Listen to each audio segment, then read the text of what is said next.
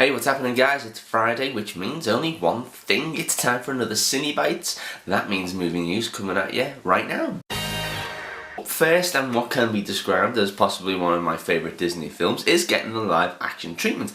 I had no idea. It's kind of been sprung on me too. If you knew, why didn't you tell me? Come on guys. The film, cleverly titled The Jungle Book, will be directed by Jon Favreau, who is a personal favourite director of mine. It is great to see him doing a film that I actually like, and to see where this goes. It will be a mixture of live action and CGI animals with a pretty impressive voice cast. Ben Kingsley will be doing the voice of Bagheera, who is, the trusty Black Panther friend of Mowgli. Scarlett Johansson, the lovely Scarlett Johansson, will be doing the voice of Kaa, the snake, who is evil and like the cartoon. And Idris Elba, the fantastic Idris Elba, will be doing the voice of Shere Khan.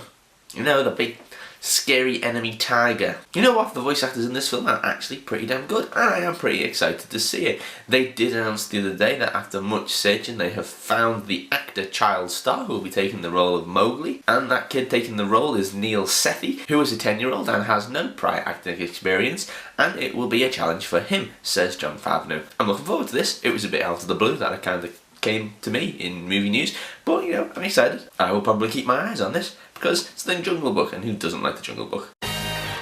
And Nathan Drake, good old wise-cracking adventurous, definitely not Indiana Jones or a male Lara Croft. Nathan Drake is once again in the movie news eye with talk once again of his film coming out. This title has been being passed around from director to director and looks like it has finally settled on Horrible Bosses' Seth Gordon. No, I didn't like Horrible Bosses, and frankly it's still a better choice than the choices that they picked prior to be the director of this film. I mean, the whole Robert De Niro, Mark Wahlberg thing that was going to happen just wasn't Nathan Drake. It just wasn't Uncharted, was it? Now this looks like it's going to be getting pushed along to be filmed pretty soon in 2015, which is next year, I'll give you that, but as Gordon says, it is pretty much tomorrow in Hollywood standards. The problem with this version of Uncharted is the fact that they haven't actually cast a Nathan Drake. Now they are saying the fact that it is going to be filming next year and they've not got the lead character yet kind of cause for concern. They have mentioned, however, that they want a more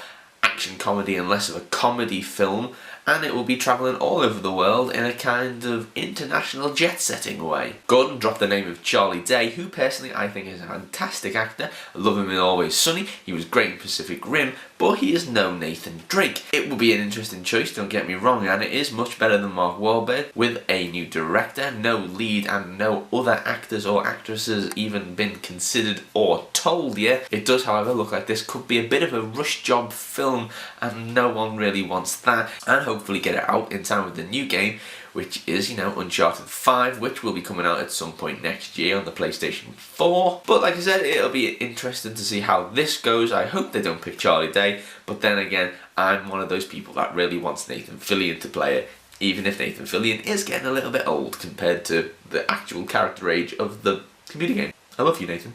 Be in more things. And finally, what would CineBites be without our token movie superhero news? Marvel have had a busy week this week, revealing Thor is now going to be a woman, Captain America will now be Falcon, who will be taking over from Captain America, and the fact that they have released some brand new stills of Age of Ultron. The images were given to Entertainment Weekly for their upcoming magazine, which is a Comic-Con tie-in, which means we may get some Age of Ultron stuff at Comic-Con, which I'm really fucking excited about.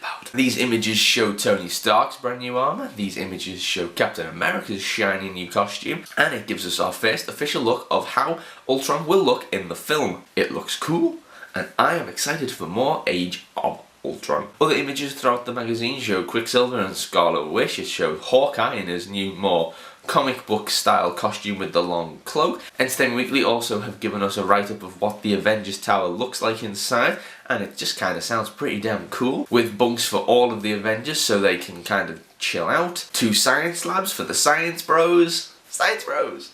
Best thing ever on Tumblr. And a hangar for the jet. We also got some plot details kind of explaining how Ultron come to be, as it is different from the comic book. In the Marvel movieverse, Tony Stark creates Ultron as a kind of a way to take some of the pressure off the Avengers after all their excitement in New York. You see, Ultron is an artificial intelligence, and he is made to protect humans in order to get rid of all kind of problems Unfortunately, Ultron, in his infinite wisdom of artificial intelligence, believes that humans are the problem and then systematically goes on about wiping out all the humans. Cue the Avengers coming back in, cue the Avengers fighting Ultron, cue the film with an explosive finale. I'm tingling.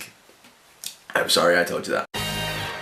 Anyway, we are recording a new podcast next week, so we should have one with you soon enough. Last week is down there in the description box. If you want more movie news from my beautiful face, please click the subscribe button. Please tell your friends. My name is Dutchface, this was CineBites, and I will see you next week.